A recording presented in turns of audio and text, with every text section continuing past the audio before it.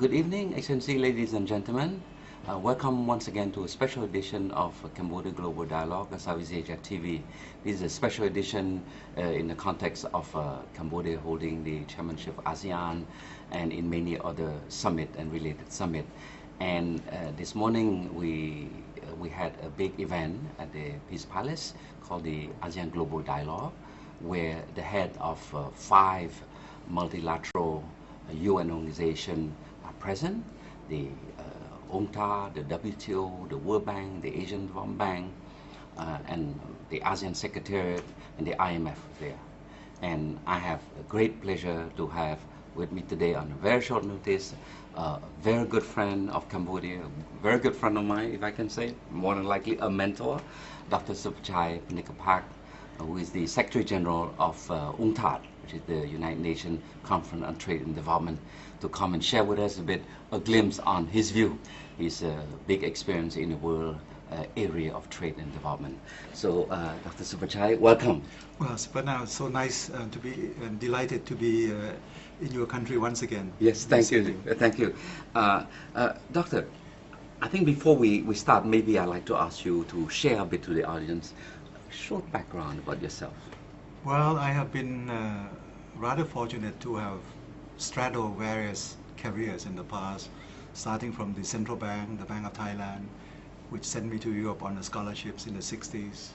And then I went on from Central Bank to the Ministry of Finance. From Ministry of Finance, I, of course, have been a few times the member of the Parliament, a senator once. In the meantime, in between parliamentarian activities, I became also the president of a commercial bank in Thailand. And then I took a risk to apply for the World Trade Organization Director General position in the 1990s, because at that time I came out of the government, I was not doing anything, but then I re-entered the government because of the emergence of the financial crisis in Asia in '97. You were Deputy Prime Minister. At that time, I was brought back into the government as Deputy Prime Minister and Minister of Commerce to head the economic teams to sort out the crisis. That was a time that my name was submitted. Ironically, submitted by my colleagues in the government of New Zealand. Is that right? Who later on had to back up another candidate, which I think in the beginning they didn't know of, which was their former Prime Minister Mike Moore. Mike Moore, yes. Yes, but in the beginning, it was one of my friends, former Trade Minister of New Zealand, who actually submitted my name in Geneva. I didn't submit my own name, but of course, I went along, and after a long and arduous process, we shared the terms with Mike Moore. That's why I became the Director General of the World Trade Organization for 3 years. Now my successor is Mr. Pascal Lamy, and at that time when I finished my terms at WTO, Secretary General of the UN, Kofi Annan, was asking me to find a candidate for the post of Secretary General of UNCTAD. And I gave him a few names, and we ended up by him asking me whether you are interested in joining UNCTAD. So that was a decision that I moved from WTO to UNCTAD, and here I've been at UNCTAD for the last 7 years now. Second term. Yes, I have 1 more year to go until next year. Are you looking forward to enjoy back Asia, Thailand? Yes, I'm really looking forward to reunite with my family back in Bangkok for a while. And we've been away for more than we expected. We thought we would be away for 3 years. It became 11 years, including some of the enjoyable time with you. Yes, indeed, when you were working in Geneva. Dr. Supachai, you know, with your long parcours in the global trotting, perhaps you could shed a bit, what's your view today on the world, the financial crisis in Europe, that sort of thing? It's a bit worrisome, I mean. Yes, I think there are a few things that we should be mindful of. First is that unlike the 1990s and the beginning of the new millennium, when the world was enjoying some purple patch. I think maybe into the next decade, we'll be seeing rather subdued global growth. I don't think Europe can come out of their quite a confusing situation easily. Yes. US with a huge debt overhang cannot grow too rapidly. In Asia, of course, Japan is suffering from demographic drag. Yes. And so, I mean, we are going through a slow period of growth. At the same time, even with countries with growth, you don't see job creation as much as you expect to see. So besides the growth, the related issue is the issues of creating of jobs. Yes. And then related to all this is the social inequality, the social unrest and problems that people try to associate with the Arab Spring, but I think it is only part of the global phenomenon. Yes. While we have been growing and growing in the 1990s and the new millennium, we meaning the whole global community, we didn't spend enough time on the distribution of income. Yes. You mean inclusive growth? That's why we began now. Every one of us is now talking about inclusive growth, which means growth with sharing, with distribution, with gender equality, with youth employment being catered for. Is that pretty much the post MDG, the post 2015, the move toward thinking more of inclusiveness? I think that would be the order of the day. That when we come to the termination of the MDGs by 2015, we'll be reassessing the MDGs. Quite a number of goals are achieved in certain areas, particularly in Asia. We achieved quite a number of goals, particularly in the areas of education, in the areas of poverty reduction, maybe not so much so in the areas of maternal health, which is one of the most difficult areas. So for Asia, I think we are on the right track. Post-MDGs is a more complicated situation. You see, because many countries are growing to outgrow their status of being dependent on international assistance. So they'll be more or less growing on their own strengths, on their own feet. And so this is a new situation, and I would call it the new path for development. Speaking of development, you mentioned this morning at the ASEAN Global Dialogue, the developmental regionalism. What do you mean by that? We looked at the way that the Doha round has been stalled. And we also noticed that the proliferation of RTA, regional trade agreements, has been the order of the day. And so, although we think of RTA as second best solution besides the WTO, we think now, at the moment, we may need to be able to drive forward our trade agenda and to prevent the falling back into more protectionist measures by trying to support the kind of comprehensive regional integration. Like I said this morning, for UNCTAD, development strategy is not about sectoral development alone. It's about integrated strategies of trade, financing. It's holistic. It's also economic growth and social investment. You see, it's all tying together. And so when community like the ASEAN Economic Community is doing people-oriented development, when you involve yourself not only in trade, but in finance, in mobility of people, in also even emphasizing the creative industry with the cultural background. I think for our region, the creative industry have tremendous potential. Tremendous potential. And culture this morning I mentioned it. Actually, there should be an expansion, let's say, of Ministry of Cultural Affairs or Tourism to add the creative industry. Then UNCTAD a few years ago launched in... we launched it in Sao Paulo, must be 2008. And in Ghana also. And Ghana, we took it, implemented, and now we have produced several manuals on creative industries. We have helped people set up units and ministries on creative industries, and we think this is a fault of ASEAN. In Asia as a whole, not just ASEAN, but ASEAN is Asia. China, of course, the rise of China, even now with the problem with Europe, do you see ASEAN or East Asia being the new source of growth for the next 10 or 15 years or so? Or are you a bit worried that of this coupling effect with the European crisis, the weak demand in the US? But I do not think that decoupling is going to happen soon. I think the way we become more and more interdependent It's the other way around. It's the other way around. You see, the world Yes. is not really decoupling, because I look at technological development. Yes. The technological development, ICT, will drive us together closely. Yes. I look at the way transportation system is put together, becoming cheaper, people travel much more than before. I look at the multilateral organization and arrangement and dealings in not only in trade but in healthcare, in climate. Yes. We are together on the same boat. Yeah. So I think this is something that we need to take into account.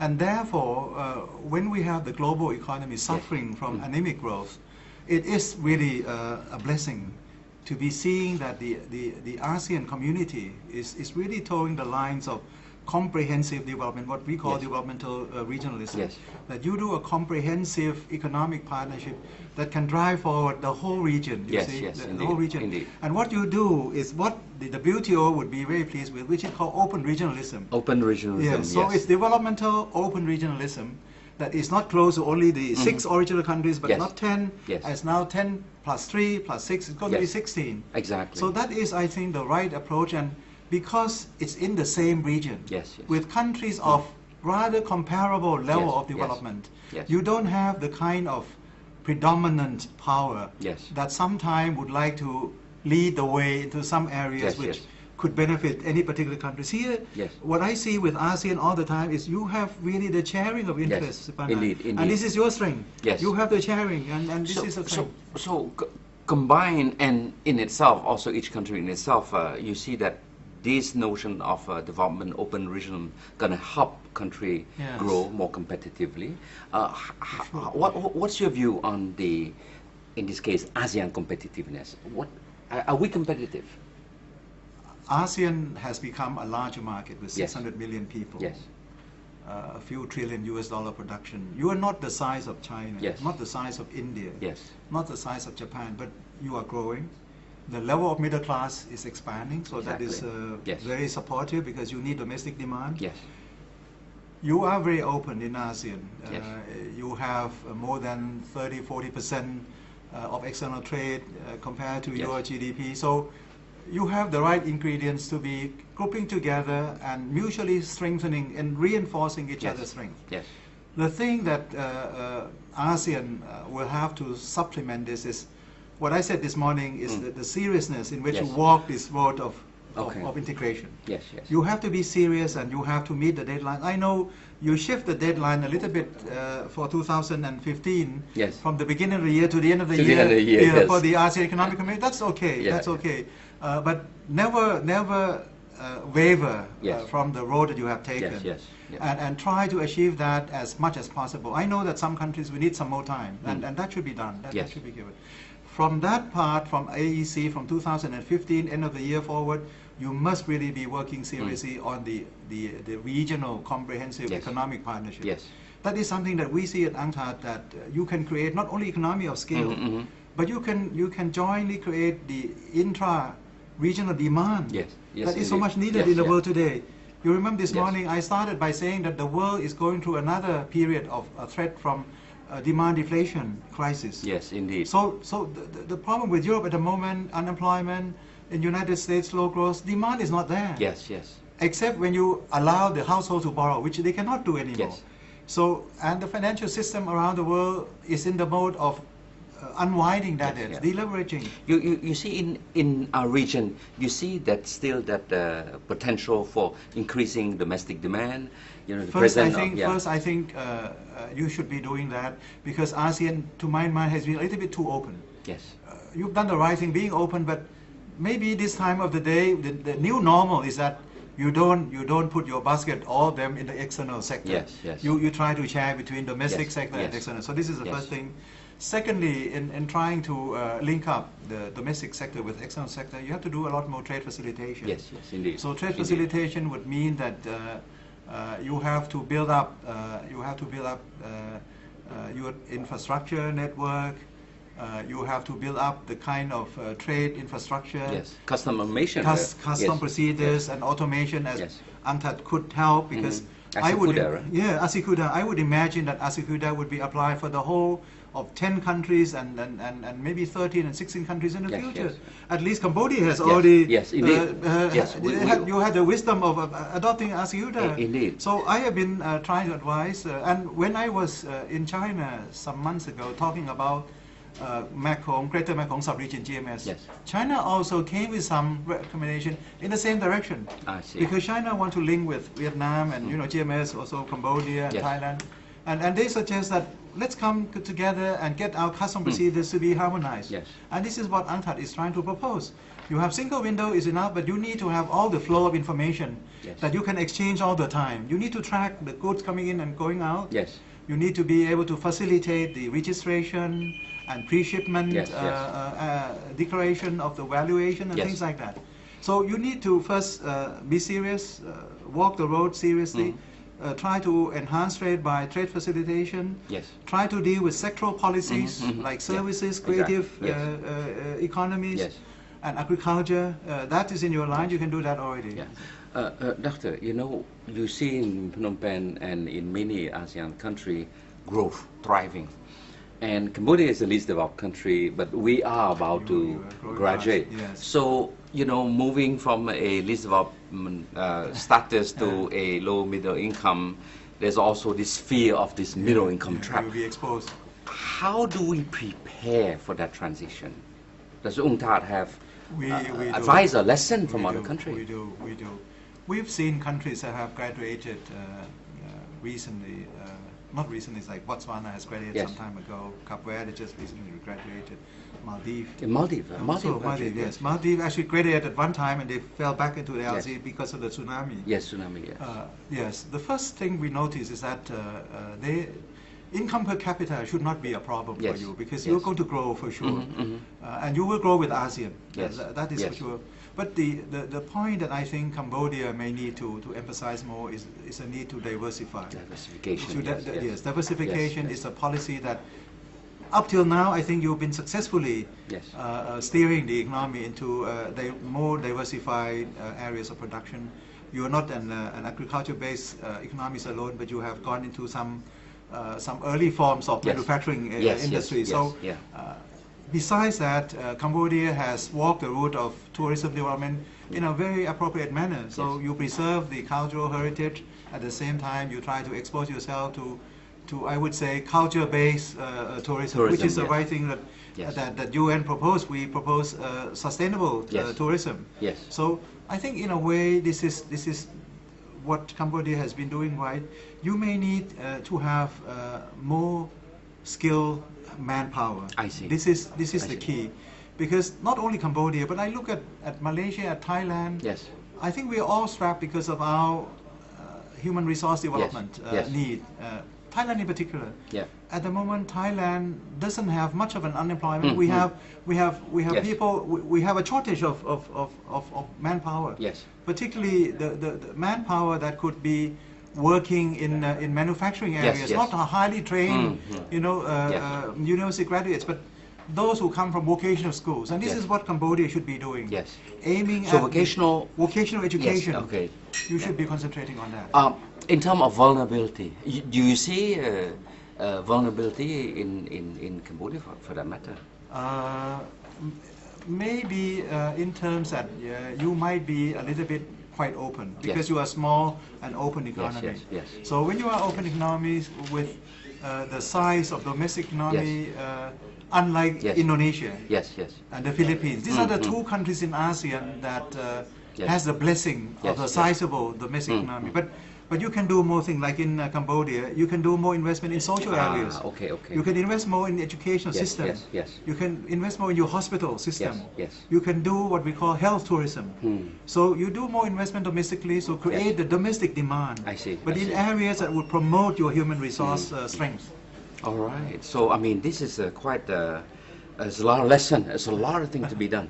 But from this morning discussion, from the ASEAN Global Dialogue this morning, you mentioned a lot about the role of the private sector Yes. in this growth process.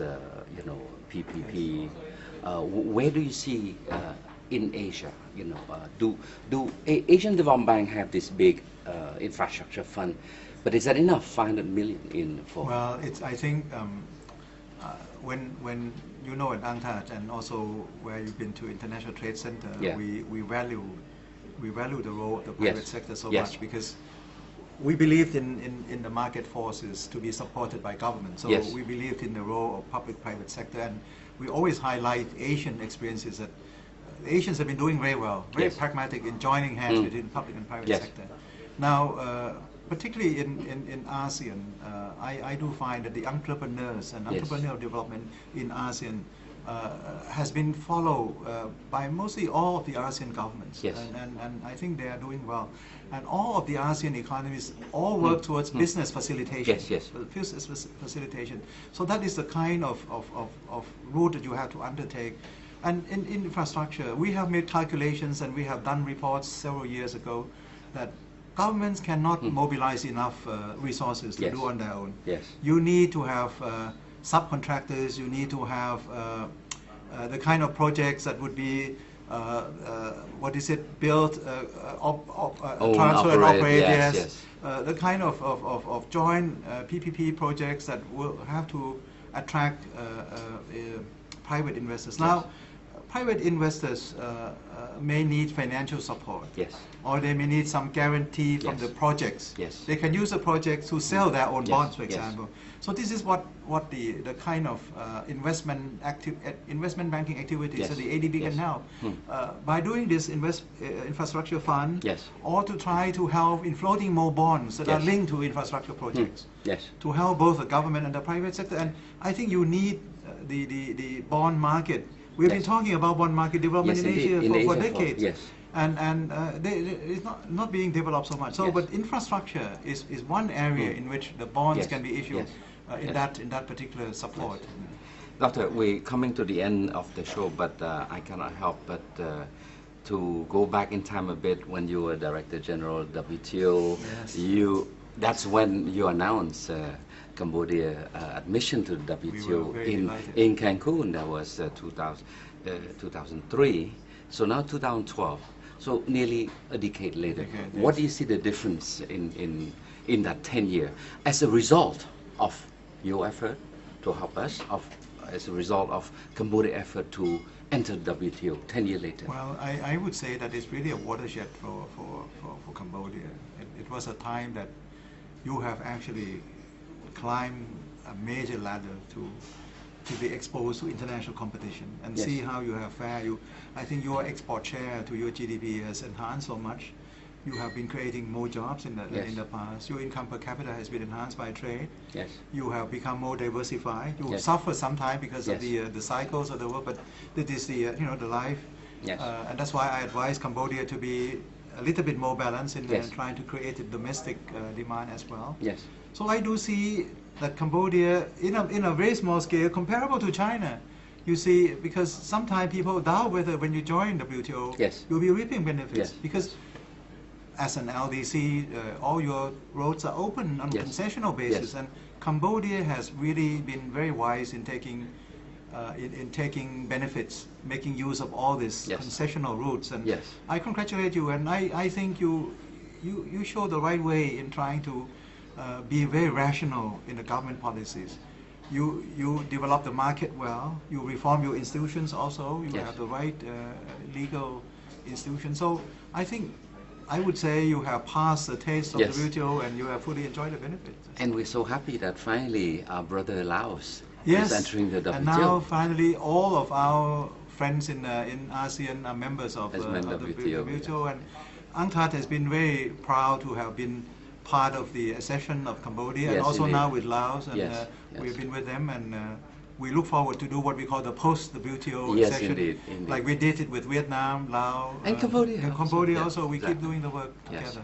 Well, Dr. Supachai, thank you so much for this very, very thoughtful analysis and sharing of your experience to our audience, and I really look forward to see you again. It's a real pleasure to be back in Cambodia and to see you again. Yes, indeed. That's fair. Thank you so much.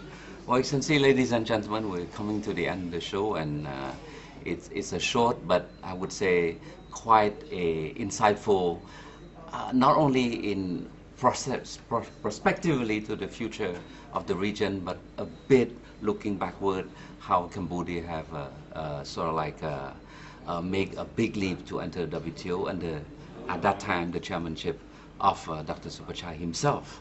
And 10 years later, he's here in Cambodia witnessing the fruit of his labor, of his partnership with Cambodia.